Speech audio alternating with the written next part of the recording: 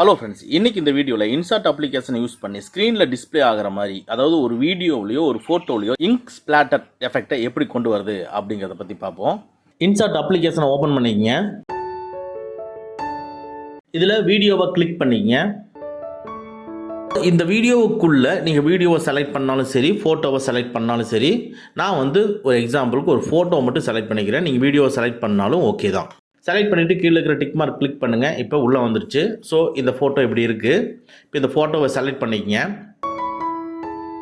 So கொஞ்சம் நான் ஃபோட்டோவை செலக்ட் பண்ணதுனால கொஞ்சம் சைஸை இன்க்ரீஸ் பண்ணிக்கிறேன். இன்க்ரீஸ் பண்ணிவிட்டு அப்படியே மெனுவை மூவ் பண்ணுறேன். இதில் பிஐபியை கிளிக் பண்ணுறேன்.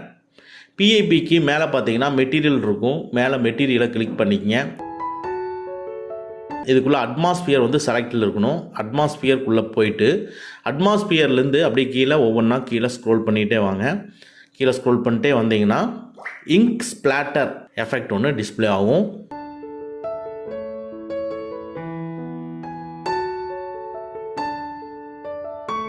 பாருங்கள், இங்க் ஸ்பிளாட்டர் டிஸ்பிளே ஆகுது. அதை செலக்ட் பண்ணிவிட்டு மல்டிப்ளேயை கீழே பார்த்தீங்கன்னா மல்டிப்ளேயை கிளிக் பண்ணிவிட்டு டிக் மார்க்கை கிளிக் பண்ணிக்கிறேன்.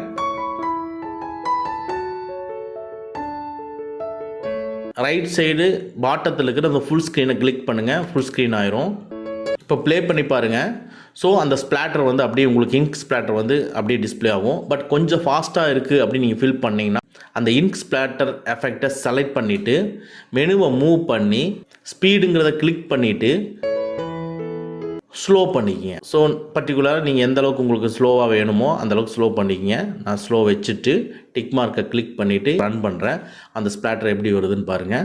ஸோ இது மாதிரி நீங்கள் ஒரு ஃபோட்டோவை நிறைய ஃபோட்டோ வச்சுருந்தாலும் சரி, ஒரு ஃபோட்டோ வச்சுருந்தாலும் சரி, நீங்கள் எடிட் பண்ணணும், இல்லை வீடியோவை நீங்கள் இதே மாதிரி எஃபெக்ட் கொடுத்து எடிட் பண்ணணும்னாலும் இந்த இங்க் ஸ்பிளாட்டரை யூஸ் பண்ணி எடிட் பண்ணிக்கலாம். பார்க்குறதுக்கு கொஞ்சம் நல்லாயிருக்கும். இந்த வீடியோ உங்களுக்கு பிடிச்சிருந்தா லைக் பண்ணிக்கங்க. அவ்வளோதான். நீங்கள் மேலே இருக்கிற எக்ஸ்போர்ட்டுங்கிறத கிளிக் பண்ணிவிட்டு MP4 வீடியோ ஃபார்மெட்டாக மாற்றிக்கிங்க.